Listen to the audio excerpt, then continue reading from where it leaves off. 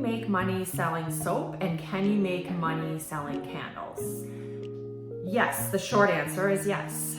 Hi everyone, my name is Amanda and I am the owner of a soap and candle business called Willow and Pip. I run my business out of Southampton, Ontario, Canada, and I have been in business formally for the past 2 years. Today's video, I would like to give 6 focus areas of things to consider when you are starting a soap or candle business or both in relation to making money. So the first thing I would like to cover is thinking about your product range and offering. When I started, I made a bunch of soap. That was my first product offering. That's really where I began. And I started going to vendor markets primarily with soap. I started with probably 6 to 8 different types of soap. And I had little extras. I think I did some body whip, which was sort of like a shower gel type product, like a whipped type soap that you would use in the shower. And I think I also dabbled a little bit in bath bombs just to have a little bit more on my table. Because I did know even preliminarily that I would have to have a visually appealing table and enough product to appeal to someone to want to stop and even take a look at my table at a vendor market. So I would really give the advice of thinking through how much of each product type you would like to offer. I would recommend starting out with 6 to 8 types of soaps, but I would also recommend having maybe 4 to 6, maybe closer on the lower end, 4 supplementary product offerings. And the reason I say that is I noticed that as I started growing my business and started making more products to sell, that my sales increased exponentially. Now, some of that would have, of course, just been presence and word of mouth getting out about the products I offer and hopefully the quality of the products I offer. And I certainly did start to have repeat customers. But definitely as I put more out on my vendor table and added more to my website, I saw a direct correlation with an increase in sales. So again, I would start simple. I would start with your primary product offering, which if you're watching this video is probably soap, and work out from there. Or alternatively, you could start with your primary product offering of candles and work out from there. I would highly recommend selling both. And I know some soap and candle makers may say do one or the other, but I find seasonality with both of these products complement each other perfectly. And by that I mean, in the spring and summer months, at least in Canada where there is no snow, candles are less appealing because candles are really, entice warmth and comfort. And so come fall and winter, the candle sales increase very much. Spring and summer, the soap is really the base that keeps it going. Now I will say, towards November and December, everything sells because these items are really giftable and really personal and handmade. So a lot of people like to give those types of gifts, whether it's stocking stuffers, Christmas gifts, or hostess gifts. So both do very well in the latter 2 months. So I covered the variety aspect. Again, I would have a foundation, so I would focus on one or the other. So soaps, candles, but pick a primary offering. And for me, everybody knows my soaps. Lots of people love the candles I make as well. I do try to focus on high quality candles. And I'll do another video on both of those separately later on here to dive into that. But I would say soap making is more complicated of the two processes, and so really become a master of soap making And when I talk about soap making, I mean cold process soap making, so really truly handmade soap, and become known for that high quality item, and people will come back. But it takes time, so be patient.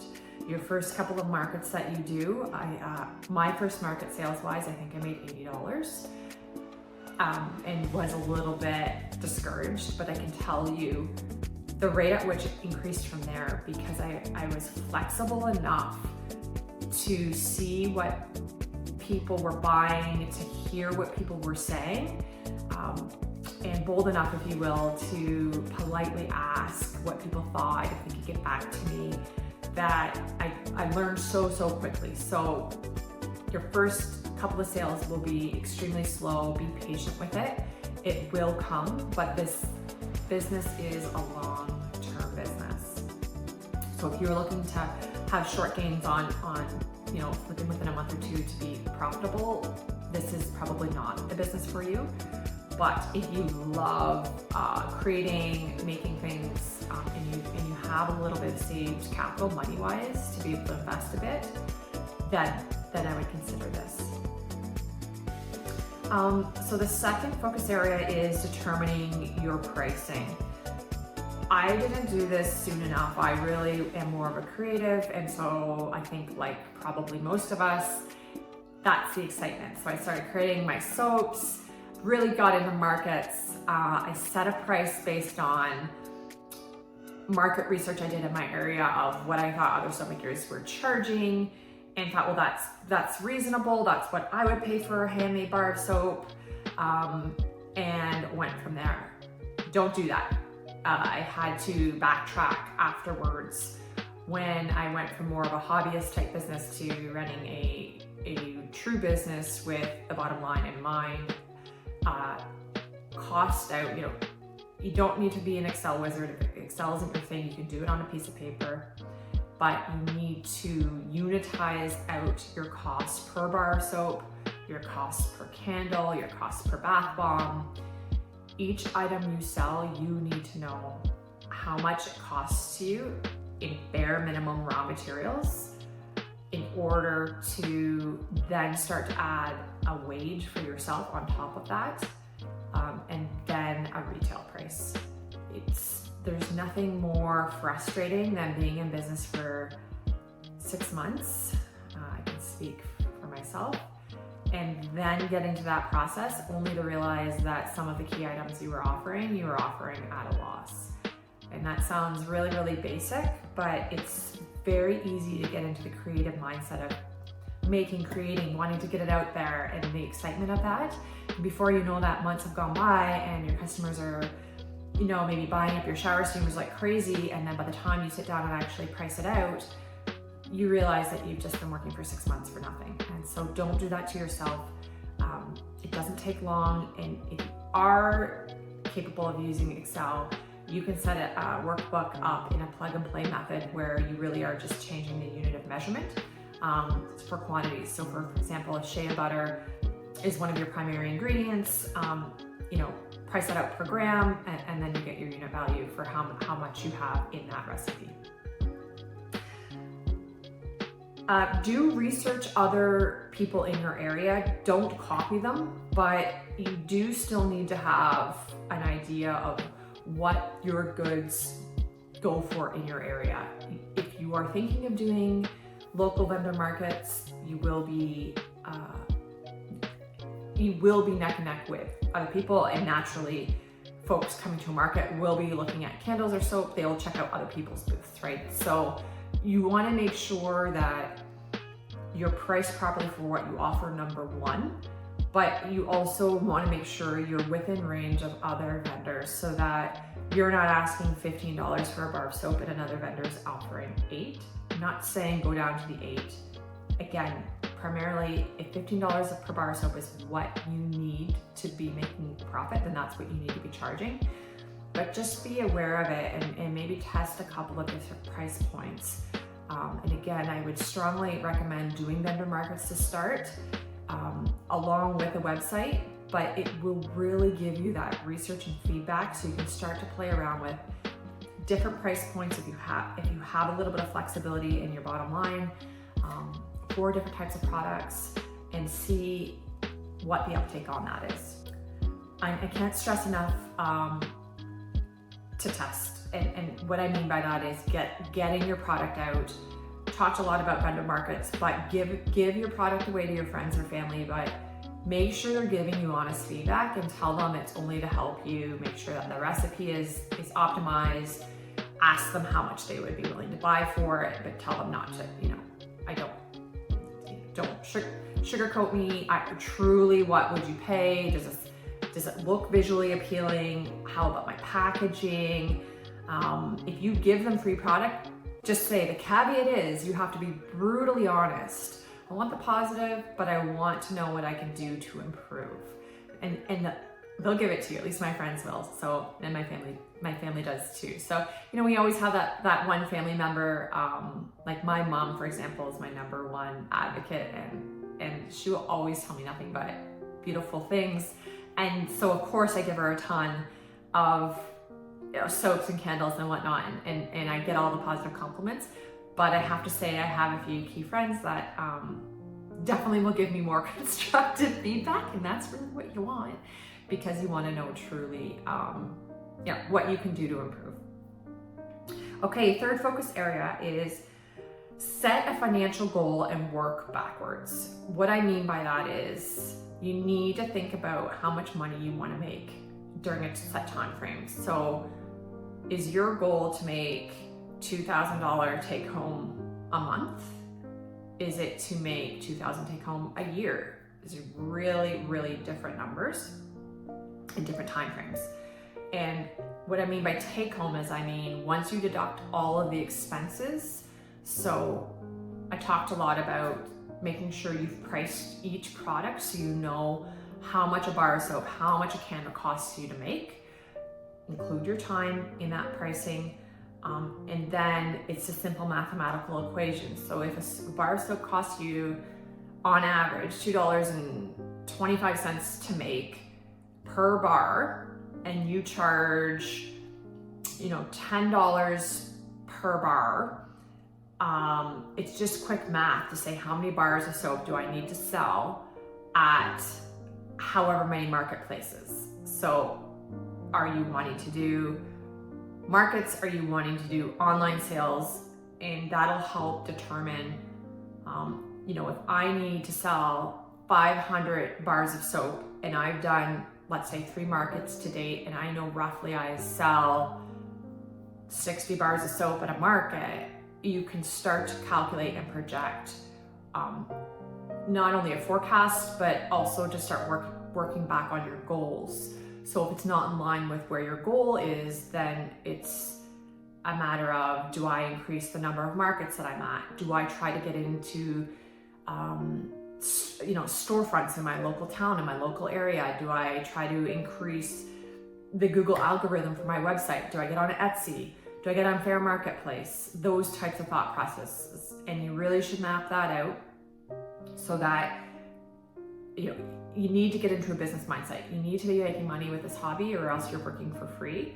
And that's not what we want.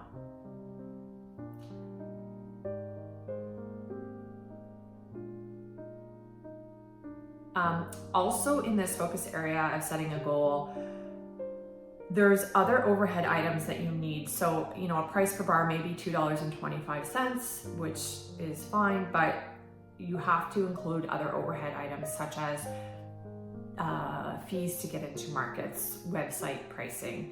If you're renting a space or a part of your home, even, right, to heat a room, etc. You just need to make sure gas to drive to markets.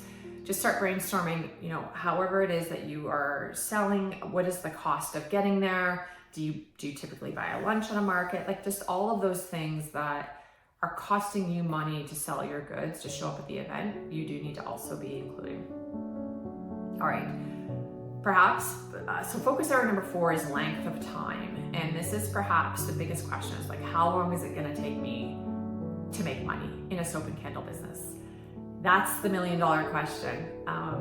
all I can say is what's been my experience. However, I can also share, I've done a ton of research. I follow all of the soap and candle makers online. I talk to them in my community. So I think I'm fairly well educated on this. For me, I am again 2 years in and I am starting to see profit this year. I think that's around where you should be. I have heard candle and soap makers say it could be the 3 to 4 year mark.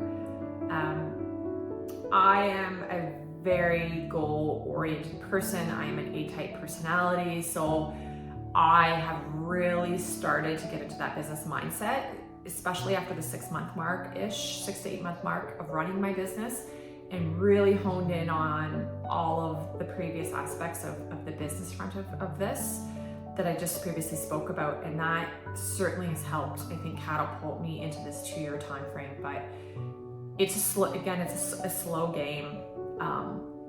Soap materials, candle materials are very pricey. If you are in Canada, shipping is extremely pricey. And I live in a very small remote community. I'm a good 2.5 hours from any city center. So for me, and I work full time. So for me, I am primarily shipping things to my home and my studio. And sometimes shipping prices can be upwards of $50. So it's expensive. You need equipment, you need raw materials, you need to pay shipping for those raw materials. And you are doing your first 6 to 8 months to even a year of your business, you're constantly researching, constantly changing recipes, trying new products, and there's a lot of wastage in that. And that's just part of the journey. For me, that was part of the creative journey, and I've loved every step of the way. But at some point, you need to flip into not a scarcity mindset, but a really honed in business mindset where you can start to order things in bulk because you know that sells.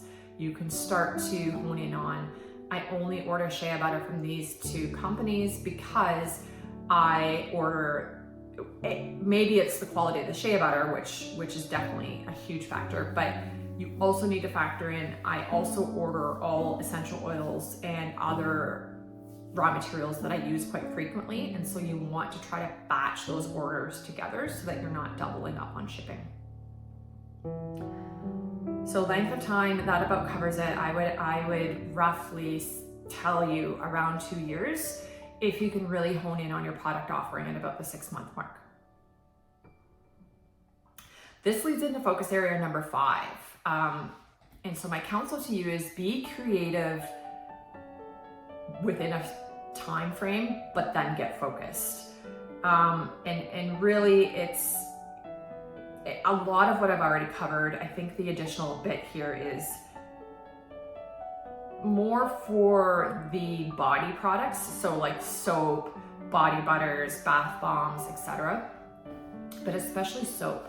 So do a ton of research, do a ton of experimenting, ask for the feedback, and pick a base recipe that you are going to use for all of your soap bars.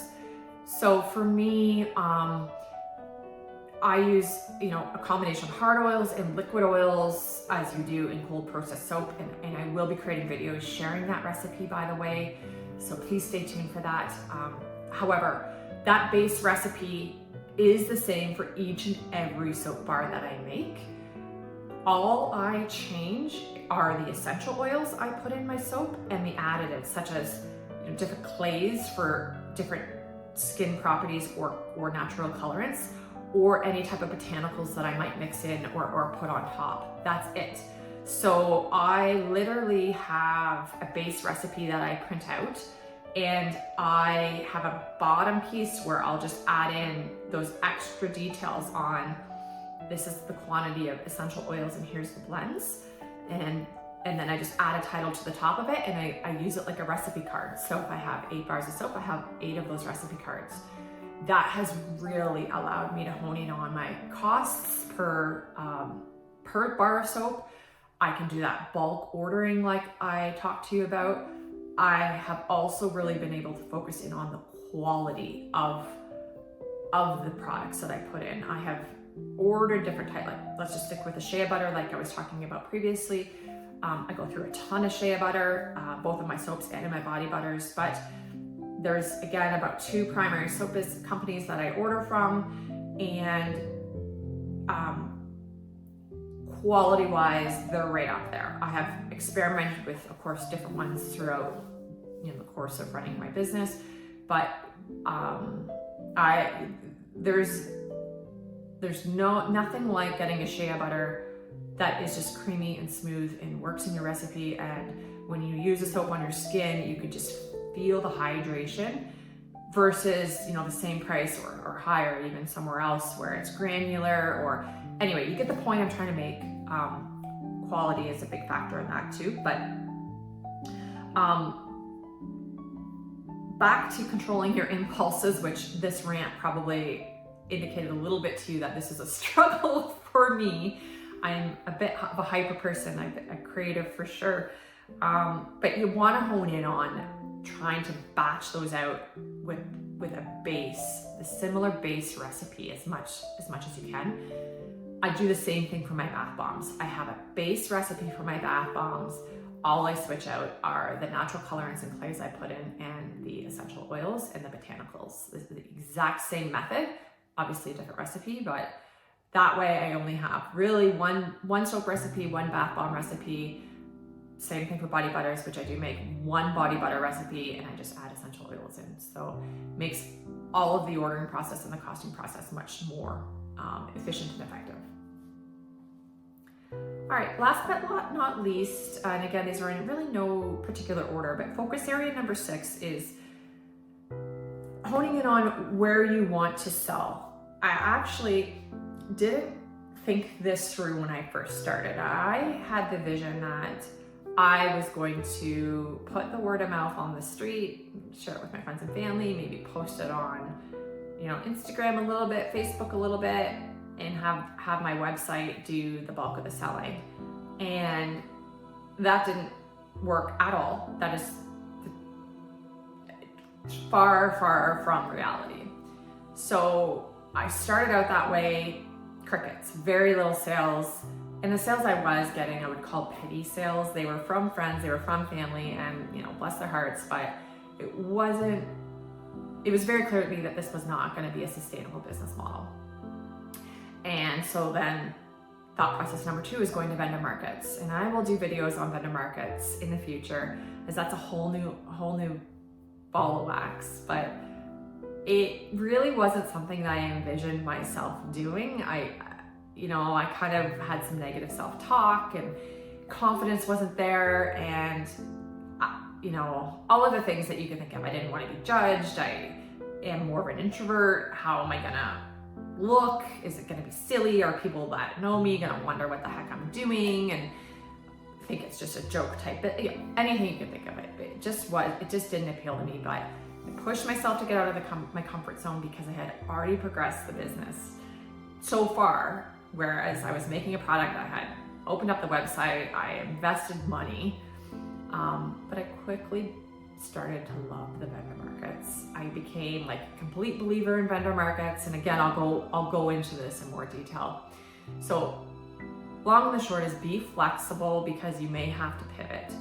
I will say with soap and candles, you should expect, at least in a small community, to be doing in-person events. Part of the reason that people will buy from you is you and your credibility. Customers will get to know you, and then they will start to become repeat customers. But if you're not putting yourself out there in person, just at least to start, I think that you're missing a big piece of sales opportunity, as well as growth and just research, opportunity to learn from that direct feedback that you get from markets. That even though at first sales may not be where you want them to be, have patience, it will grow, and you will be getting invaluable feedback that will help you exponentially improve your business. So those were the 6 focus areas. Just to recap, so you want to focus on a large enough product range, You have to determine your pricing. You want to set goals, length of time for when you want to be, hitting those financial sales marks. We talked about the length of time it would take to make money. You want to control your impulses and be flexible and consider where you're going to sell your products. I really hope this video helps any of the startup soap or candle makers such as myself, and I would greatly appreciate if you could like and subscribe. I will be creating weekly content as much as possible going forward. Thanks so much, everybody. Bye-bye.